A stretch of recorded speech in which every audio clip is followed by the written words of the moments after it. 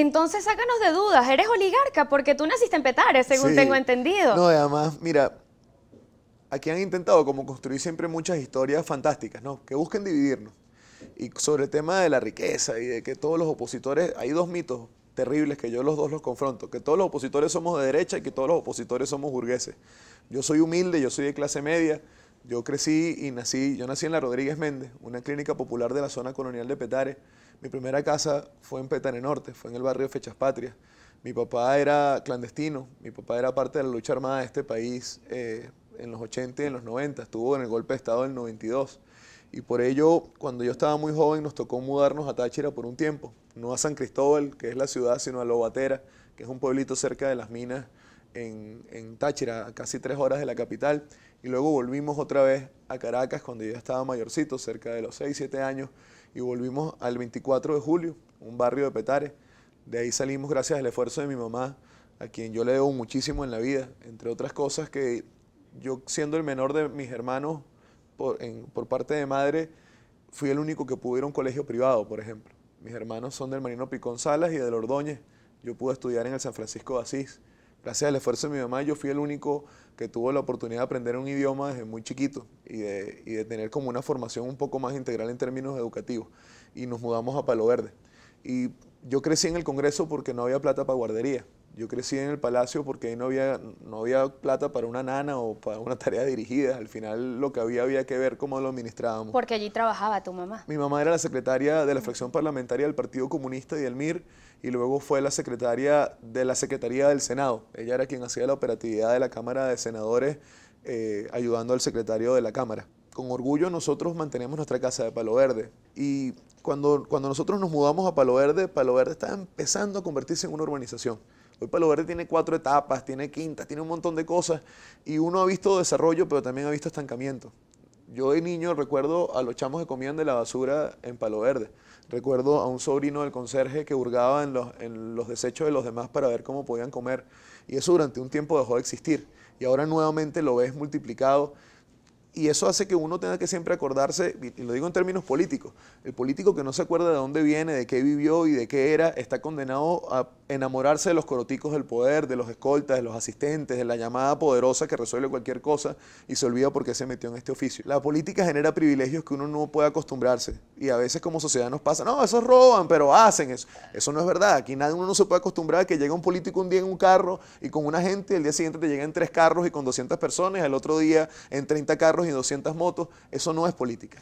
Más adelante me vas a contar qué tal esos honorarios que percibes como diputado, para ver si es cierto que, bueno, que generan calidad de vida y de pronto viajes y placeres y cosas que se convierten en mitos urbanos, pero quería rescatar un par de mitos de los cuales tú estabas hablando. Uno es el de ser oligarcas y otro es el de ser de derecha, incluso ultraderecha, porque Sí. tengo entendido que en tu caso más bien es la izquierda lo que te ha coqueteado toda la vida. No, y además lo reivindico, Rocío, en un momento del país donde ser de izquierda es bochornoso absolutamente impopular.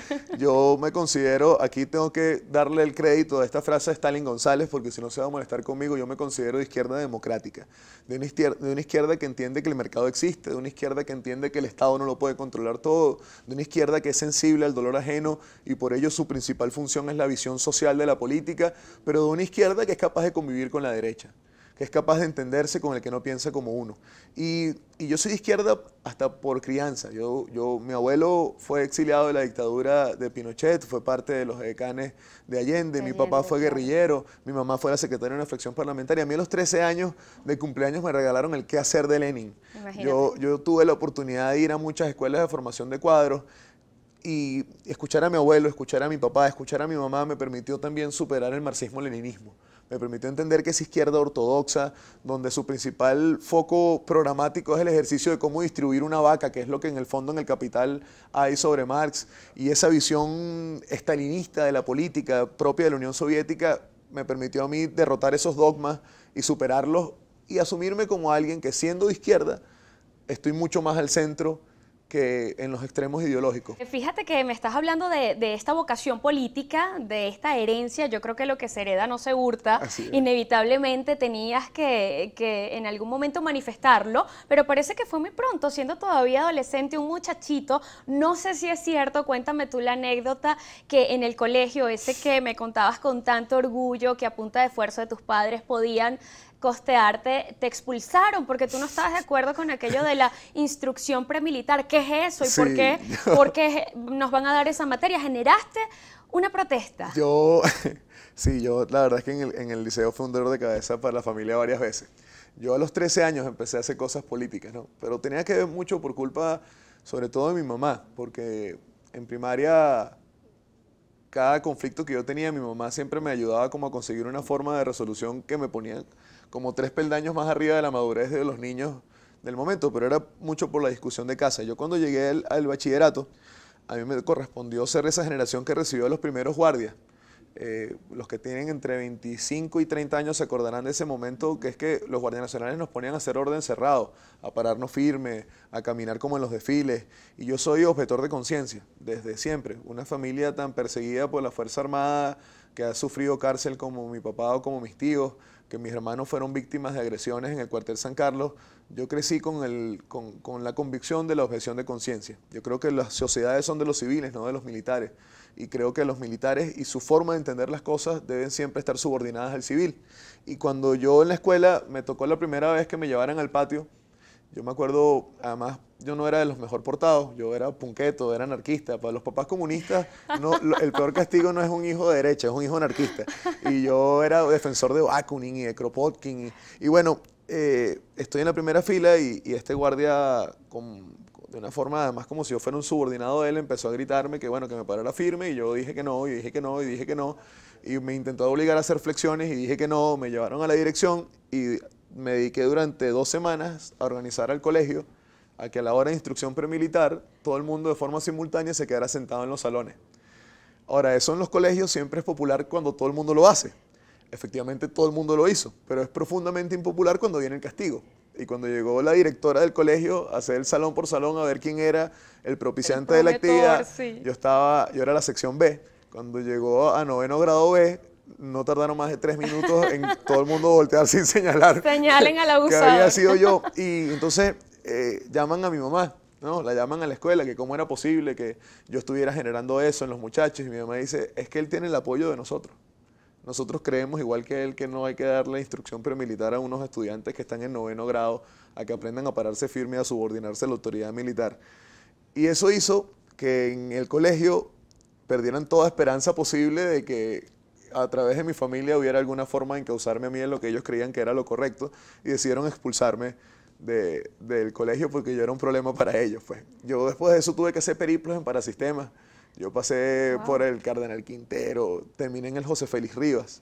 Y de ahí salí, y después a mucha honra me tocó competir en el 2006 con muchos chamos que se había salido del colegio del que me expulsaron en la prueba interna de la Universidad Central de Venezuela.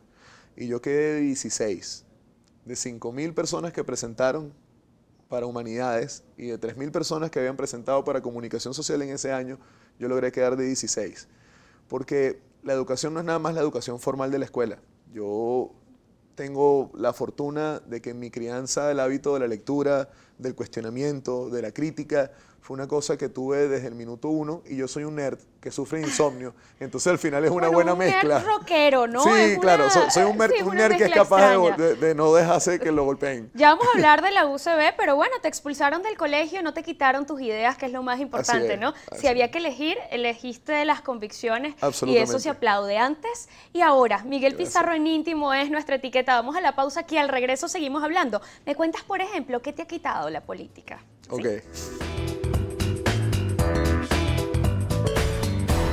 ¿Cuántos tatuajes tienes al sol de hoy? Yo le perdí la cuenta en el tatuaje por juguetes porque me hice como 4 o 5, pero van como por 51. Aquí tengo la parroquia, a Petare, que este es uno de los últimos que me hice. Es el único tatuaje que no me puedo cubrir, es el único tatuaje que ninguna manga tapa, y es el sitio por donde salí electo. Precisamente está ahí para nunca, nunca, nunca tener la posibilidad de taparlo con nada.